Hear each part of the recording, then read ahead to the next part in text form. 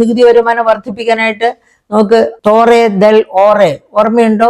കഴിഞ്ഞ ഓൾമോസ്റ്റ് ഒരു 2 മാസം മുൻപാണല്ലോ തൃശ്ശൂര് ഒറ്റ രാത്രി കൊണ്ട് ടാക്സേഷൻ വകുപ്പില് കമേഴ്ഷ്യൽ ഇന്റലിജൻസ് വകുപ്പ് ഒറ്റ രാത്രി കൊണ്ടാണ് 104 കിലോ, അതായത് തോറെ ദൽ ഓറെ എന്ന് പറയുന്നത് രേഖകളില്ലാതെ സൂക്ഷിച്ചിരിക്കുന്ന കള്ളസ്വർണം പോലെയുള്ളതൊക്കെ കണ്ടെത്താൻ വേണ്ടി നടത്തിയ ഒരു ട്രയൽ, സംസ്ഥാന കമേഴ്ഷ്യൽ ഇന്റലിജൻസിന്റെ ഒരു ട്രയൽ. ആ ട്രയലിന് 104 കിലോ സ്വർണം തൃശ്ശൂരിൽ നിന്ന് മാത്രം കണ്ടെത്തി, രേഖകളൊന്നും ഇല്ലാത്തത്. അതുപോലെ മറ്റ് പ്രദേശങ്ങളിലും ഒക്കെ നടത്തണം, അങ്ങനെ സ്വർണ്ണ കൊയ്ത്താകാം. അതുപോലെ തന്നെയാണ് മറ്റ് national anti profiteering authority of India, കേന്ദ്ര ഗവൺമെന്റ് തന്നെ GST നടപ്പാക്കിയതിനു ശേഷം കോൺസ്റ്റിറ്റ്യൂട്ട് ചെയ്ത ഒരു സെമി ലീഗൽ ബോഡിയാണ് national anti profiteering authority of India. അവരുടെ വിങ് നമ്മുടെ കമേഴ്ഷ്യൽ ഇന്റലിജൻസിലുണ്ട്. ആ വിങ്ങും കൂടി ചേർന്നാണ് ആ തോറെ ഡെൽ ഓറെ നടത്തിയത്. അപ്പൊ ഈ വിങ് നോക്കുകയാണെങ്കിൽ എവിടെ വെച്ച് ഏത് ട്രക്കിന്റെ മുൻപിലും കൈ പൊക്കാം, പരിശോധനയ്ക്ക് നിർത്താം, പരിശോധിക്കാം. എന്നിട്ട് GST അതായത് രേഖപ്പെടുത്തിയിരിക്കുന്നതും ആ ട്രക്കിലെ ഉൽപ്പന്നവും വാല്യൂവും എല്ലാം ഒന്ന് തന്നെയാണോ, ഇ-വേ ബിൽ പരിശോധിച്ച് ഒന്ന് തന്നെയാണോ ശരിയാണോ എന്ന് പരിശോധിക്കാം. തെറ്റാണെങ്കിൽ അവരുടെ നേരെ ആക്ഷൻ എടുക്കാം. അതായത് അവരെ സെമി ജുഡീഷ്യൽ ബോഡി എന്ന് പറയുമ്പോൾ അവരെ ജയിലിൽ അടയ്ക്കാൻ വരെ അവകാശമുണ്ട് ആ ബോഡിക്ക്. അപ്പൊ അവരെയൊക്കെ വെറുതെ ഇരുത്തിക്കൊണ്ട് കാര്യക്ഷമത എന്ന് വിളിച്ചു കൂവിയാൽ പോരാ. ഇവരെ കൊണ്ടൊക്കെ നന്നായി പണിയെടുപ്പിക്കാൻ ഗവൺമെന്റിന് കഴിയണം. അങ്ങനെ ഗവൺമെന്റിന് കഴിഞ്ഞാൽ മാത്രമേ വരുമാനം വർദ്ധിക്കുകയുള്ളൂ. അങ്ങനെ വരുമാന സമാഹരണം നടത്തിയാൽ മാത്രമേ പദ്ധതി വിഹിതം 50% വെട്ടിക്കുറയ്ക്കാതെ പദ്ധതിയിൽ പറഞ്ഞിരിക്കുന്നതിനേക്കാൾ കൂടുതൽ ചെലവഴിക്കത്തക്ക രീതിയിൽ. കാരണം ഇപ്പൊ എന്താ സംഭവിക്കുക, അമ്മാത്ത് നിന്ന് പുറപ്പെട്ടു ഇല്ലത്തെത്തിയുമില്ല എന്നൊരു ചൊല്ലില്ലേ, അതുപോലെയാണ് ഈ കേരളത്തിലെ ഭയങ്കര ഉപഭോഗമാണ്. എന്ന് വെച്ചാൽ ഇന്ത്യയുടെ പോപ്പുലേഷന്റെ 2.4% ജനങ്ങളെ കേരളത്തിലുള്ളൂ. പക്ഷെ ഇന്ത്യയിലെ ആകെ ഉപഭോഗത്തിന്റെ 11% കേരളത്തിലാണ്. എന്ന് വെച്ചാൽ എല്ലാവരും കടം മേടിച്ചും കൊന്നും കൊടുത്തും ഒക്കെ സാധനങ്ങൾ വാങ്ങിച്ചു കൂട്ടുകയാണ്. ഫാസ്റ്റ് മൂവിങ് കൺസ്യൂമർ ഗുഡ്സും അല്ലാത്തതും ഒക്കെ വാങ്ങിച്ചു കൂട്ടുകയാണ്. പക്ഷെ നികുതി ഖജനാവിൽ എത്തുന്നില്ല. നികുതി എവിടെയാ പോകുന്നത്? നികുതിയൊക്കെ വ്യാപാരി വ്യവസായികൾ വെട്ടിക്കുക. ഈ വെട്ടിയിലെല്ലാം നടത്തുന്ന വ്യാപാരി വ്യവസായികളെ ഞാൻ ഈ പറഞ്ഞതുപോലെ നാഷണൽ തോറെ ഡെൽ ഓറെ പോലെ national anti profiteering authority of ഇന്ത്യയുടെ വിങ് നല്ല ശക്തമായിട്ട് കേരളത്തിലെ വിങ് പ്രവർത്തിക്കുകയാണെങ്കിൽ നമ്മുടെ ഖജനാവ് നിറയും. ഒരു കാരണവശാലും ധനപ്രതിസന്ധി എന്ന് പറഞ്ഞ് കൈകാലിട്ട് അടിക്കേണ്ട കാര്യമില്ല, പദ്ധതി ചെലവ് വെട്ടിക്കുറയ്ക്കേണ്ട കാര്യമില്ല. അങ്ങനെ തന്നെ പോകും. അപ്പോൾ നികുതി അത് ഒന്ന്. അങ്ങനെ പിന്നെ അതുപോലെ തന്നെ ഈ നികുതി വരുമാനം കുറയുന്നു എന്ന് പറയുമ്പോൾ ഒരു കാര്യം കൂടി ഓർക്കണം.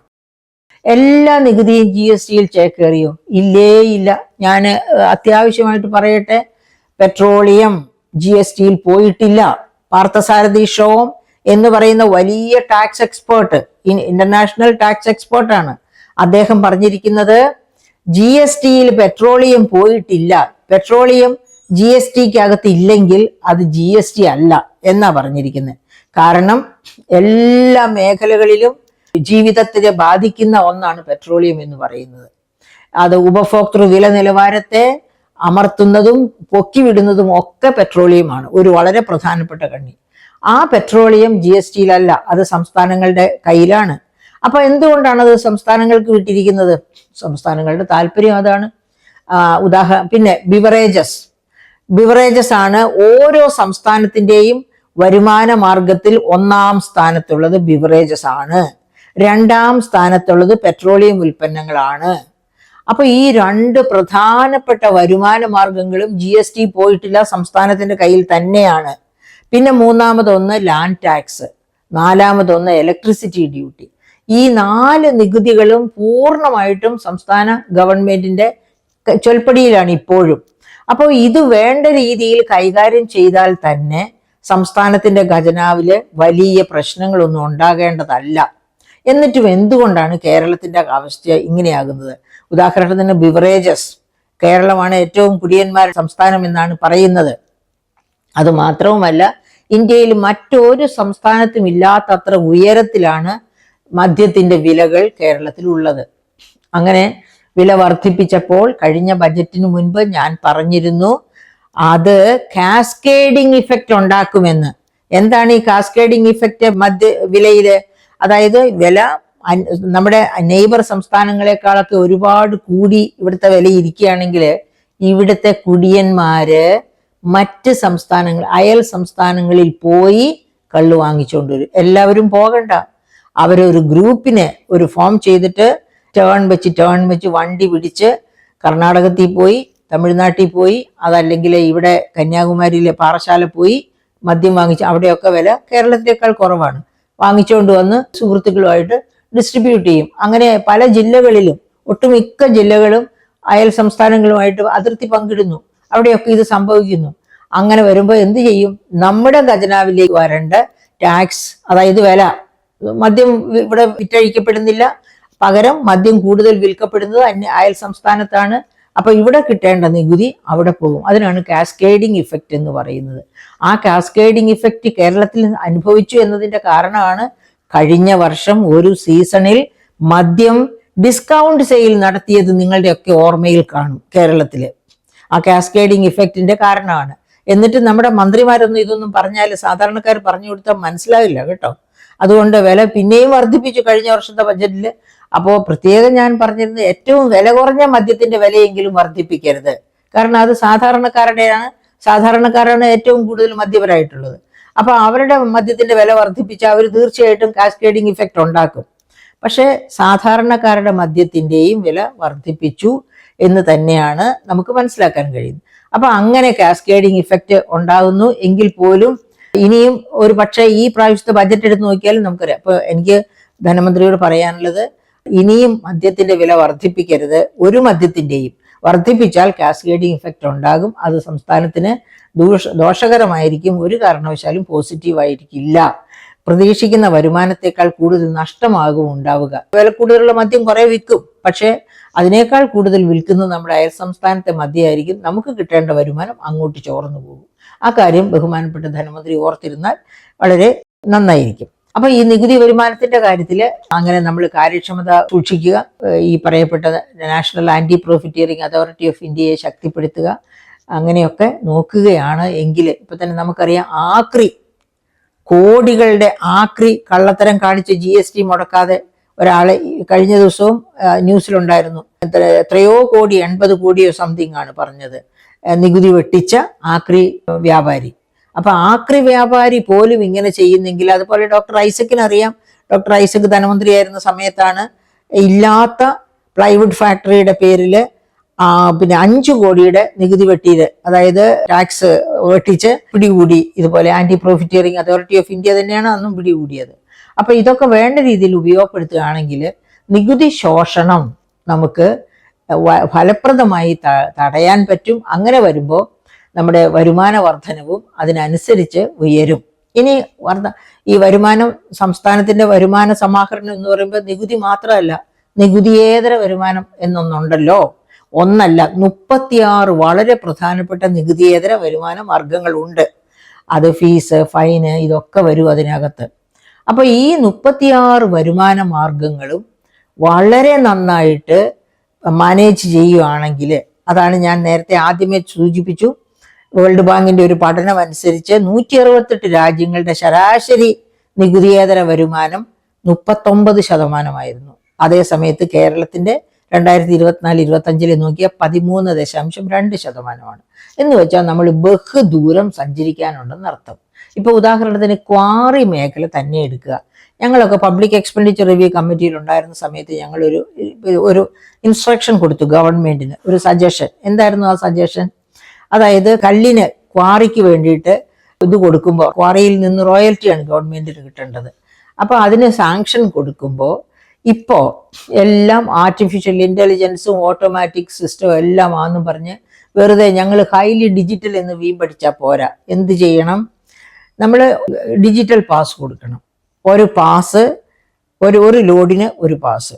ആ ഒരു ലോഡ് എടുത്തു കഴിയുമ്പോൾ പാസ് ലാപ്സായി, അടുത്ത ലോഡിന് അടുത്ത പാസ്.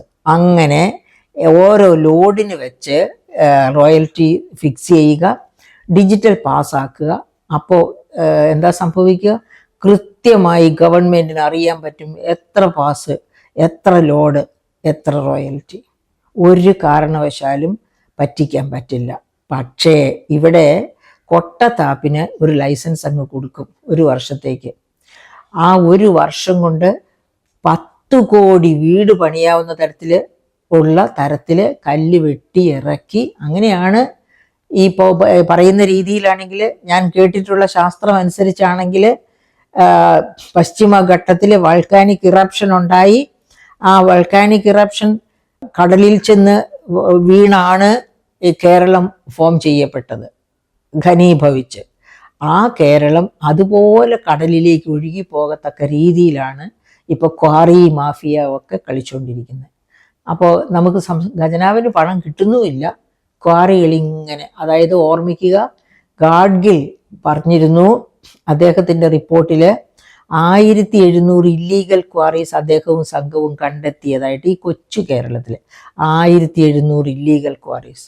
ഇനിയും ധാരാളമായിട്ടുണ്ട്. ഇല്ലീഗൽ ക്വാറിയും പിന്നെ കർശനമായിട്ട് നിരോധിച്ചില്ലെങ്കിൽ അത് കേരളത്തെ അപകടത്തിലാക്കുമെന്ന് അദ്ദേഹം ചൂണ്ടിക്കാണിച്ചിട്ടുണ്ട്.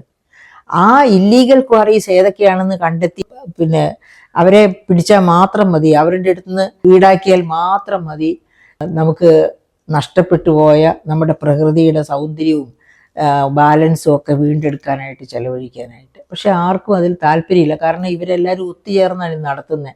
അപ്പോൾ സാധാരണ ക്വാറിയിൽ എങ്ങനെയാണ് സ്ഥലത്തെ രാഷ്ട്രീയക്കാർ, രാഷ്ട്രീയ ശ്രേഷ്ഠന്മാർ, അതുപോലെ തന്നെ പോലീസുകാർ, ഇവരെല്ലാം കൈകോർത്താണ് ക്വാറി മാഫിയയുമായിട്ട് ഒത്തുകളിക്കുന്നത്.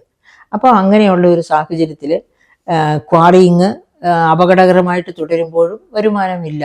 റോയൽറ്റി വളരെ കുറവാണ് സംസ്ഥാനത്ത്. അതുപോലെയാ ഈ 36 മാർഗങ്ങളും വേണ്ട രീതിയിൽ. ഫോറസ്റ്റ് നമുക്കറിയാം, മുട്ടിൽ മരമുറിയും അതിനുശേഷം പിന്നെ ഉണ്ടായ ഏതൊക്കെയോ മരമുറി, മുട്ടിലിന് ശേഷവും പിന്നെയും ഉണ്ടായിട്ടുണ്ട്.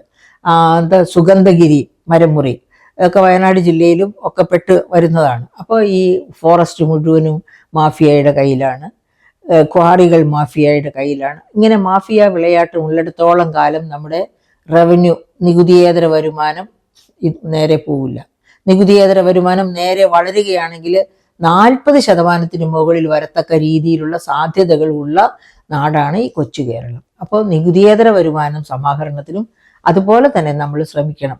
അതുപോലെ വരുമാന സമാഹരണത്തിന് ശ്രമിക്കുന്ന പോലെ ചെലവുകൾ കുറയ്ക്കാനും ശ്രമിക്കണം.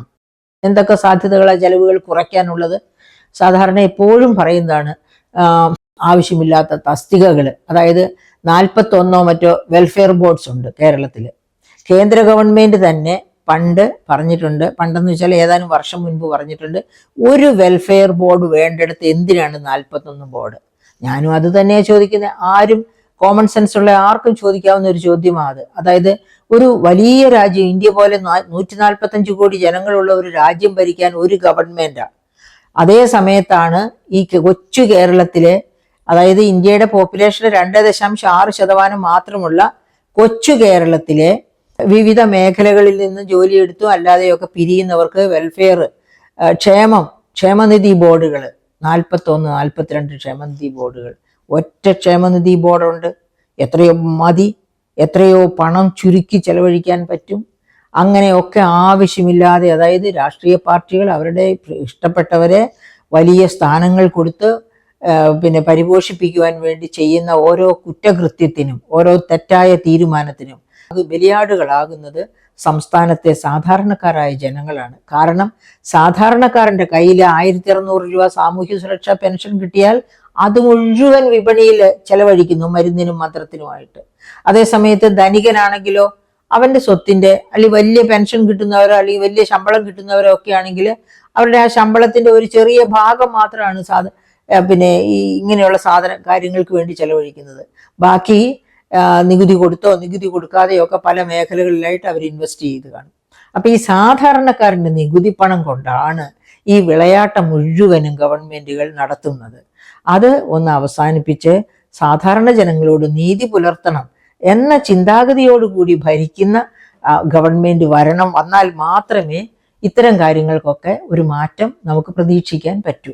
അപ്പോൾ ഈ വെൽഫെയർ ബോർഡുകളുടെ എണ്ണം വെട്ടിക്കുറയ്ക്കുക, 1 2 1 ധാരാളം മതി. അങ്ങനെ ആക്കുക. അതുപോലെ തന്നെ PSCയുടെ കാര്യം ഓർത്ത് നോക്കുക. 22 23 മെമ്പേഴ്സ് ഉണ്ട് PSCയിൽ. ഒക്കെ എങ്ങനെയുള്ളവർ? ഏറ്റവും വലിയ മഹാരഥന്മാരൊന്നുമില്ല. PSC മെമ്പേഴ്സായിട്ട് രാഷ്ട്രീയ പാർട്ടിയിലെ അംഗങ്ങളെയാണ് ആക്കുന്നത്. ഓരോ PSC മെമ്പേഴ്സിന്റെ ക്വാളിറ്റിയൊക്കെ കേട്ടാൽ നമ്മൾ സ്വന്തം വിട്ട് ചിരിച്ചു പോകും. അങ്ങനെയുള്ളവരാണ് PSC മെമ്പേഴ്സായിട്ട് വരുന്നത്. എന്നിട്ട് അവർക്ക് കൊടുക്കുന്ന ശമ്പളവും മറ്റ് സൗകര്യങ്ങളും കേട്ടാൽ മൂക്കത്ത് കൈവിരൽ വെച്ച് പോകും നമ്മൾ. അതും ഈ സാധാരണക്കാരൻ്റെ നികുതി പണമാണ് എന്നത് എപ്പോഴും ഗവൺമെൻറ് ഓർക്കണം. ഇവിടെ 22 ഈ കൊച്ചു കേരളത്തിൽ ഹൈലി ഡിജിറ്റൽ എന്ന് പറഞ്ഞത് വീമ്പിളക്കുന്ന കൊച്ചു കേരളത്തിൽ 22 23 പേര് PSC മെമ്പേഴ്സ് ആയിട്ടുള്ളപ്പോൾ UPSC ഓൾ ഇന്ത്യ തലത്തിൽ 22 പരീക്ഷ, അതുകൂടാതെ വേറെയും കാണും 22 വളരെ പ്രധാനപ്പെട്ട പരീക്ഷകൾ നടത്തുന്ന UPSCയിൽ 11 മെമ്പേഴ്സേ ഉള്ളൂ. അതുപോലെ മറ്റ് സംസ്ഥാനങ്ങളിലൊക്കെ 7 8 മെമ്പേഴ്സ് വീതമേ ഉള്ളൂ. എന്നിട്ട് എന്തിനാണ് കേരളത്തിൽ 22 23 മെമ്പേഴ്സിനെ വെച്ചിരിക്കുന്നത്? ഇതൊന്നും ചോദിക്കാനും പറയാനും ഇവിടെ ആളില്ല എന്നുള്ള ഒറ്റ കാരണം കൊണ്ടാണ് ഇത്ര വലിയ ധിക്കാരം കാണിക്കുന്നത് വരുന്ന ഗവൺമെൻറ്റുകൾ. അപ്പം അങ്ങനെ ആ ചെലവുകളൊക്കെ വെട്ടിക്കുറയ്ക്കുമെന്ന് ഉറപ്പ് കിട്ടിയാലേ അടുത്ത ഭരണം ആർക്കും കൊടുക്കൂ എന്ന് തീരുമാനിക്കണം. ഒരു തരത്തിലും ക്വാളിറ്റി വൈസായിട്ട് പ്രയോജനമില്ലാത്തവരെ PSC കയറ്റി വയ്ക്കുക, വെൽഫെയർ ബോർഡിന്റെ ചെയർമാനാക്കുക, ഇങ്ങനെയൊക്കെ ചെയ്ത് നാട് നശിപ്പിക്കുകയാണ്. നമ്മൾ സമാഹരിക്കുന്ന വിഭവങ്ങൾ മുഴുവനും ഇങ്ങനെ വെറുതെ പോവുകയാണ്, ഒന്നും മനുഷ്യ നന്മയ്ക്ക് വേണ്ടി പ്രയോജനപ്പെടുത്താതെ. അപ്പൊ അതൊക്കെ ചോദിക്കാനും പറയാനും നമുക്ക് ഈ പറയപ്പെട്ട ധൂർത്ത്, അതുപോലെ വകമാറ്റി ചെലവഴിക്കല്, ആവശ്യമില്ലാത്ത അപ്പോയിന്റ്മെന്റ്സ് നടത്തുക, ഇതെല്ലാം എല്ലാ തരത്തിലും. അതുപോലെ അകമ്പടി ഒന്ന് ആലോചിച്ചു നോക്കൂ. അകമ്പടി വാഹനങ്ങളുടെ എണ്ണം ഞാനിവിടെ പറയുന്നില്ല. അതിനൊക്കെ കോടതി ഇടപെട്ട്, എന്തുകൊണ്ടാണ് ബഹുമാനപ്പെട്ട കോടതിക്ക് ഇടപെടാൻ കഴിയാത്തത്? ഒരു രാജ്യത്ത് ഇത്രയധികം അകമ്പടി വാഹനങ്ങൾ ആവശ്യമില്ല. പ്രധാനമന്ത്രിക്കാണെങ്കിൽ കഴിഞ്ഞ ദിവസം ജസ്റ്റിൻ ട്രൂഡോ അദ്ദേഹം റിസൈൻ ചെയ്യുന്നതിന് മുൻപ് ഭാര്യയും മക്കളും ഒക്കെ ആയിട്ട് നടന്നു പോകുന്നുണ്ട്. ഒരു കുഞ്ഞ് അദ്ദേഹത്തിന്റെ തോളിൽ തന്നെയുണ്ട്. അദ്ദേഹം കനേഡിയൻ പ്രധാനമന്ത്രിയാണ്. ജസ്റ്റിൻ ട്രൂഡോ നടന്നു പോകുന്നുണ്ട്. നമ്മുടെ നാട്ടിൽ അങ്ങനെ എന്തെങ്കിലും കാണുമോ? എത്ര അകമ്പടി വാഹനങ്ങളുമായിട്ടൊക്കെയാണ് ഓരോ മന്ത്രിമാര്, മുഖ്യമന്ത്രി ഒക്കെ നടക്കുന്നത്. അപ്പോൾ ഇതൊക്കെ കാണുമ്പോൾ തോന്നുകയാണ്, ഈ ബജറ്റ്, ഈ ഗവൺമെന്റ് ഒന്നും ഇല്ലാതിരുന്നെങ്കിൽ, രാജഭരണമായിരുന്നെങ്കിൽ ഇത്രയധികം ദൂർത്ത് കാണേണ്ടി വരും. ഒരൊറ്റ രാജാവിന്റെ ദൂർത്ത് കണ്ടാൽ മതി. ഇതങ്ങനെയല്ല, എത്രയോ പേരുടെ ദൂർത്താണ്, അവരുടെ പിടിയാളികളുടെ ദൂർത്താണ് നമ്മൾ കാണേണ്ടത്. അതുകൊണ്ട് ബജറ്റ് വരുമ്പോഴും ഇതിൽ നിന്നൊന്നും മോചനം കിട്ടുമെന്ന് പ്രതീക്ഷയില്ല. എങ്കിലും ധനമന്ത്രിയുടെ ശ്രദ്ധയിലേക്കാണ് ഇത്തരം കാര്യങ്ങൾ ഓർമ്മപ്പെടുത്തിയത്.